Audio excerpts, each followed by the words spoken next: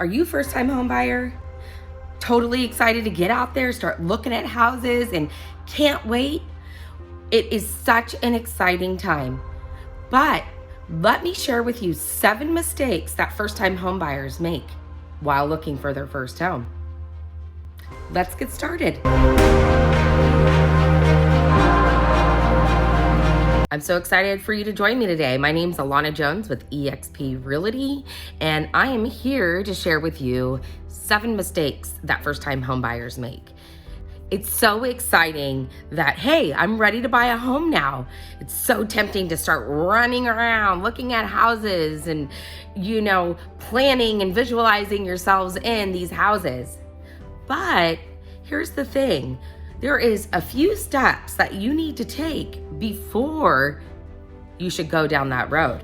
Step 1, looking at homes before you're pre-approved.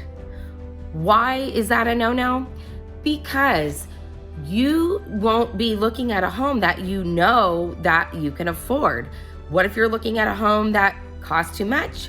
Or what if you're looking at a home that is really low in your price range, and if you go up in your price range a little bit, you'll get a little bit more out of your house? So the best thing to do is start with a lender and get that pre-approval letter. And not only that, here's a tip. When you have that pre-approval letter and ready to go, then you can make an offer on the house and you won't miss out on the home of your dreams. So save yourself some heartache and get ahead of the game by getting that pre-approval letter. Step 2, not having enough money in the bank. So let's say you're gonna go purchase a $200,000 house. I would say you should have at least $10,000 saved to give you a little bit of a cushion for either, helping you with your down payment, helping with your closing costs. Now, there are programs out there that can get you in at no money down, but it does cost money to buy a home. So if you want to give yourself the best chances, make sure you have a little bit of a nest egg saved. Step 3, calling the number on the for sale sign. Here's why it is in your best interest as the buyer not to do that. So the sign number is the listing agent's name and number, and they're representing the seller. Now, has the seller represented both the seller and the buyer? Yes. But as a buyer, it's in your best interest to hire your own real estate agent that is going to be there to represent you and have your best interests at heart. The primary goal here is to help you, the buyer, to get the best deal and have the best representation in your favor. Step 4, understanding how much it is to really truly own a home. Now, here's the thing. Things break in the home. It's just a common fact that, you're not a renter anymore. You're the buyer. You have home ownership. Things break. It's natural, part of that process. Now, make sure you have a little bit of money set aside for that first year of things that just might happen to break. I'm not saying it's going to, but protect yourself by purchasing a home warranty or asking the seller to purchase a home warranty.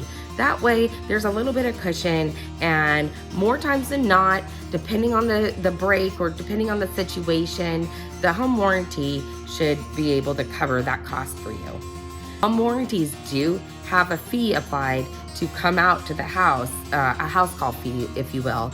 That usually ranges anywhere from $75 to $150, depending on what type of home warranty you get and at what level. For me, I always suggest to my clients to get the highest and best home warranty for the very first year of home ownership. But again, at the end of the day, this is your decision, and your realtor will guide you in the best way to help you figure out what's best for you.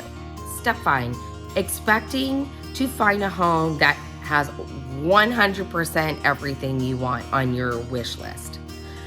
Now, I always like to tell my clients, that's a good expectation to have, but maybe start out at 75%. Let's say your budget's $350,000 and you want a gated community and in the backyard you want a pool. Is that really realistic? Is that easy to find right now? I don't know. Maybe you would find the house in that price range that isn't in a gated community. Or maybe it doesn't have a pool, but guess what? You can add a pool later if that's what you choose to do. Have a conversation with your realtor at the beginning of your house hunting. That way you guys can figure out your wish list and the expectations are set from the start of your house hunting. The most important things that you can't change are locations, neighborhoods, and school district. If you hate the blue front door, guess what? It's cosmetic. You can always paint it. Number 6, haggling in a seller's market. It's really tough when it's a seller's market for buyers. Haggling with a seller is pretty much non-existent. What we've been experiencing in this past 12 months or so, it's been a really hot seller's market and buyers are pretty much giving up their firstborns just to get into a house. So if the market is really high and there's a lot of competition and multiple offers, this isn't the time to go in with lowball offers because frankly, you'll be wasting your time. In the seller's market, the yeses and nos are being dictated typically from the seller. So instead of lowballing them, maybe you would offer in your contract something that's going to be really appealing to the seller, such as, I don't know, a rent back at a very low rate per day or free rent back. That has been something that has worked for my buyers in the past, if that's something you're in the position to do. Other things is extend escrow. Maybe the seller would like to stay in the house till the end of the month. So that way they, if you close at the end of the month, then they don't have to pay a mortgage payment for starting for the next month. So you and your realtor as a team should figure out what the seller's wants and needs are, and then you can strategically make an offer from. Number 7, trusting your realtor. This is super important.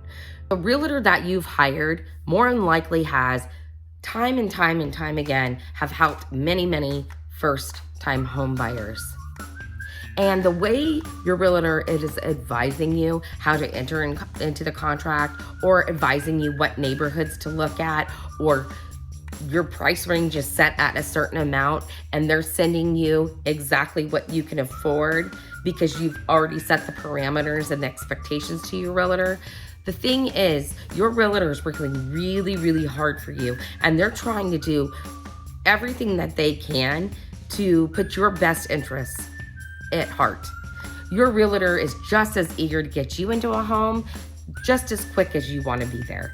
They also really know how to help set the tone of the transaction in regards to helping your dynamic versus the seller's dynamic and you two coming together and negotiating that contract where every party is happy. So really understand that when you go to hire your realtor, you guys understand that you're a team. You're there to come in and fight, and your realtor is there to help fight, get what's best for you. And assuming you hired the realtor that you love and trust, let them be able to do their job. That way you can let them do everything that they in their power to help that transaction move forward and get you your first home. Trust the process, trust your realtor, and I'm almost positive you, the buyer, are going to be ecstatic in the end because we'll be handing you your keys to your new home. And I really appreciate you watching my video today. If you like my content, please like and subscribe to my page, and I will see you in the next video.